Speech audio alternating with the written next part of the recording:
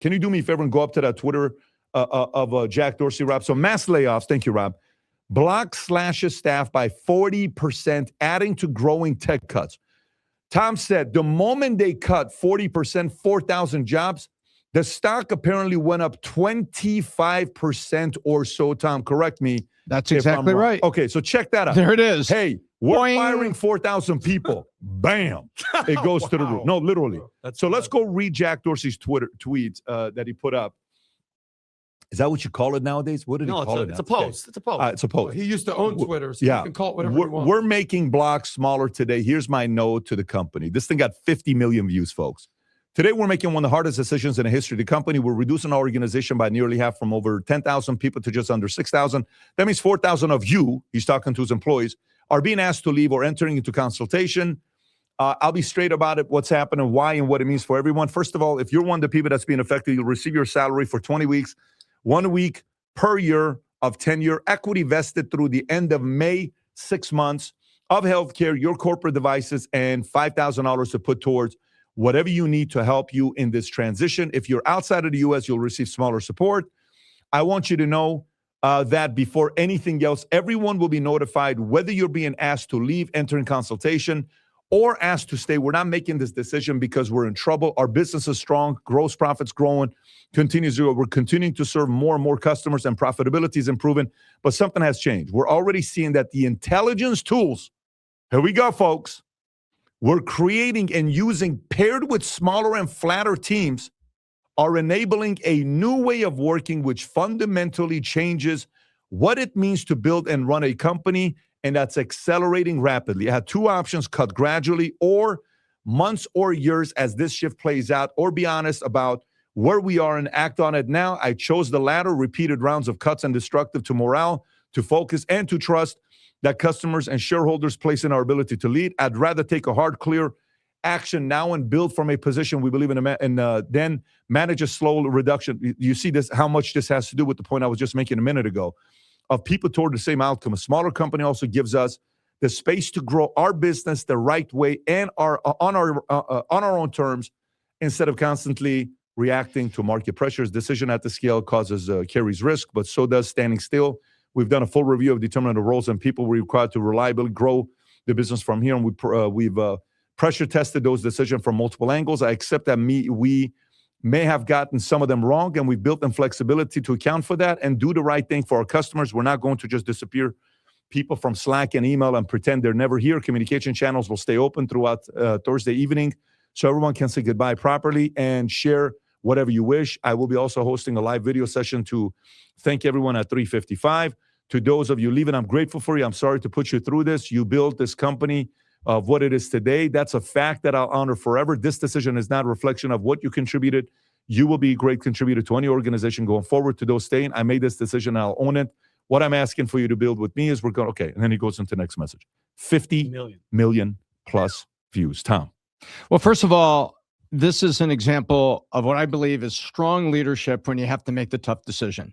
And he doesn't want people to live in fear. We are making one cut, one time. This is how we're doing it. And take a look. They're giving them 20 weeks plus 6 months of healthcare. He is giving transition with a capital T to all of these people. He's giving them time to find other jobs. I thought this was really well done. Now, for everybody else saying, well, why would the market be happy about layoffs? I'm going to dive in a little bit to that. Real quick history. Square was born in 2009 in St. Louis. Jack Dorsey started it. And they became Block in 2021, long after their IPO. IPO was 2015 or something. And along the way, they built Cash App in 2013. So he had Square and Cash App. He's building this fintech company, keeps adding to it.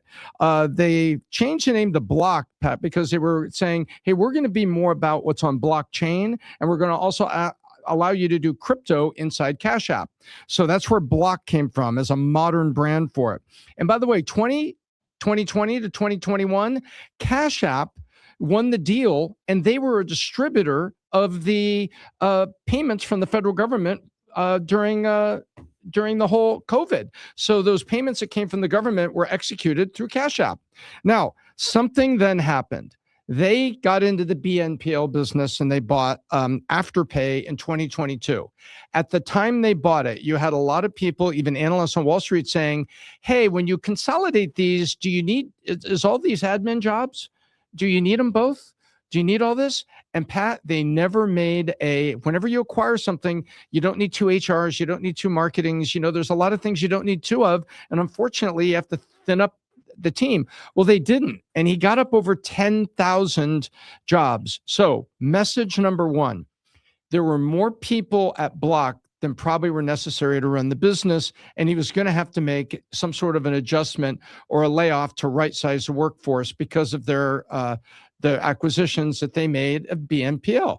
But second, along the way, they started discovering benefits of AI. The stock market jumped up because they've been waiting for him to reduce internal costs. But the headlines jump up because they're like, oh no, AI is going to take everybody's job and we're all gone. Well, some of that is true, but it's not going to destroy everything in life. So there were 2 things that happened here, but I think that Jack Dorsey handled it like a pro. I think there's a little more shade thrown on, that AI caused it. And there needs to be a little bit more honesty about the fact that there was consolidations, there was growth, and they bought Afterpay, this BNPL, and it built a very large hoard at headquarters that they had never really successfully trimmed or right-sized. So Tom, that tweet he just sent out, how long of noise is he going to have till the noise goes away? I happen to think that the market has digested Not it. the market, in the company.